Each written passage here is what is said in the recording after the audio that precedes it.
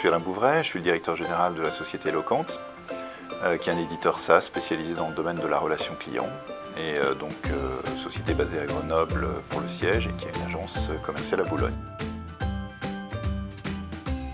Extrêmement important depuis quelques années, alors je suis passé 2 ou 5 ans ou voire un peu plus, c'est qu'on est passé d'une logique pour moi d'offre à une logique de la demande. C'est-à-dire qu'avant le marketing consistait à avoir une bonne, les 4P classiques, le prix, etc. Et puis j'adressais une cible et j'obtenais des résultats.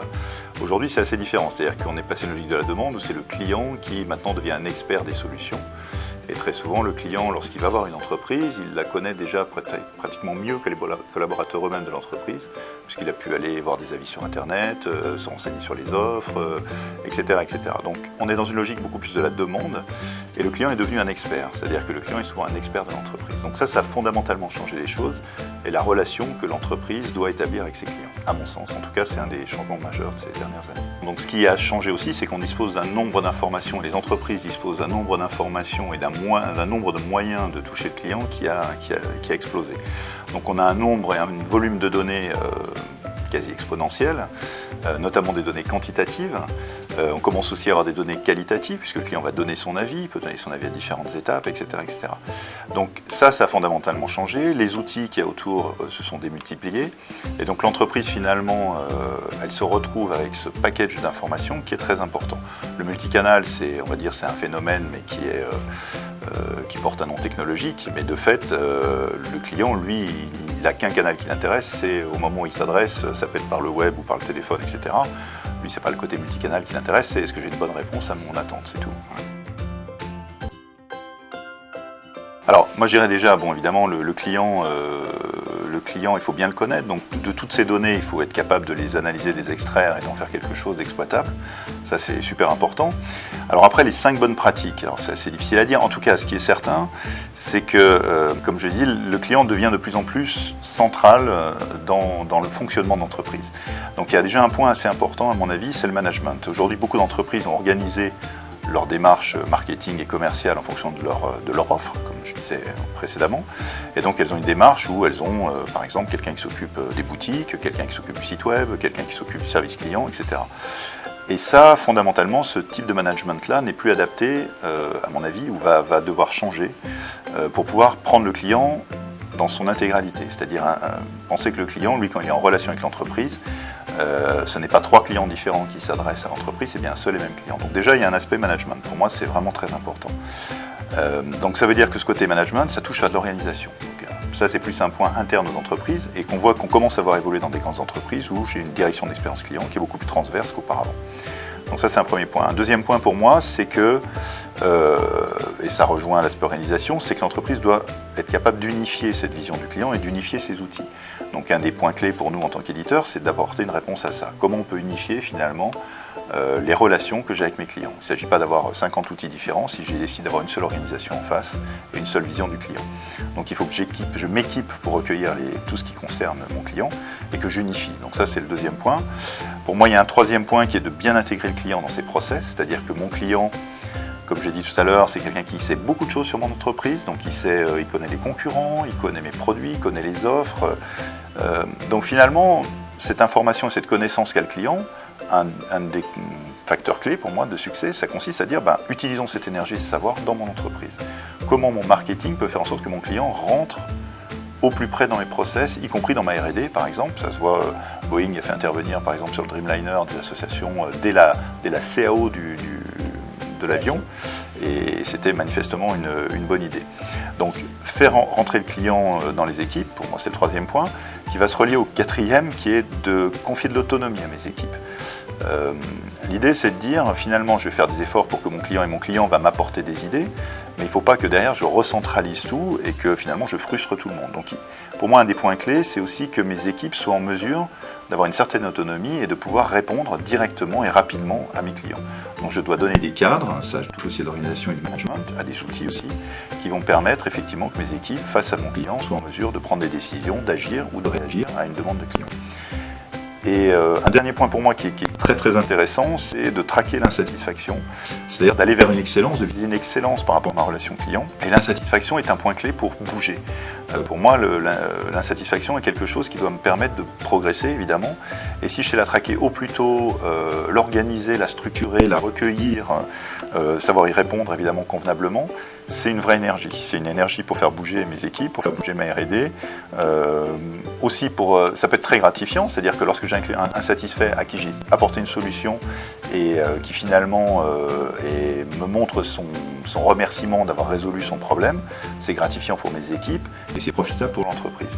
Donc, un point clé pour moi d'amélioration, c'est évidemment de traquer et d'améliorer tout ce qui tourne autour de la satisfaction client. Alors, je pense avoir déjà un petit peu répondu sur les aspects unification, c'est-à-dire pour moi d'être capable d'avoir une plateforme et un outil capable d'unifier ma relation client à travers aussi bien les interactions que je vais avoir avec lui, donc on appelle ça le dialogue, c'est-à-dire toutes les interactions live, que ce soit du chat, du téléphone, de l'email, etc. Et puis de l'écoute, c'est-à-dire bien écouter mon client. Donc là, nous dans notre offre, ça correspond à tout ce qui est écoute, mesure de satisfaction, enquête en ligne, etc. Donc il doit être bien ciblé au bon moment, c'est pas 50 questions, c'est au bon moment, la bonne personne, etc. Ça c'est un point essentiel. Et puis dialogue, écoute, et le troisième point qu'on apporte, c'est ce qu'on appelle la compréhension, c'est-à-dire que, comme j'ai dit tout à l'heure, mon client il va de plus en plus s'exprimer aussi sur du qualitatif. On a beaucoup de données quantitatives, mais on a aussi du qualitatif, des avis, des commentaires, des emails, donc il y a des avis entre guillemets digitaux, puisque c'est du texte ou des choses comme ça. Et donc, le troisième point, c'est d'être capable d'analyser la sémantique, tous ces corpus qui me remontent et qui vont compléter et alimenter mon aspect quantitatif. En gros, avec le quantitatif, je vais mesurer, avec le qualitatif, je vais expliquer. Donc ça, c'est très important. Après, comment mettre tout ça en place? Mon organisation, mes équipes, la formation, enfin, c'est un gros travail, c'est un travail passionnant. Moi, j'adore ce métier, on rencontre des gens et on apprend. Il faut être aussi très humble, à mon sens. Je crois que il n'y a pas une solution magique. Il faut être à la fois agile et réactif. Et puis, il faut avoir des principes. Voilà, des principes simples, mais qui fonctionnent.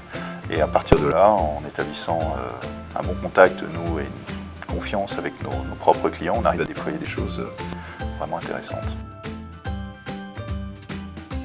Alors, le prospect, le but c'est d'en faire un client.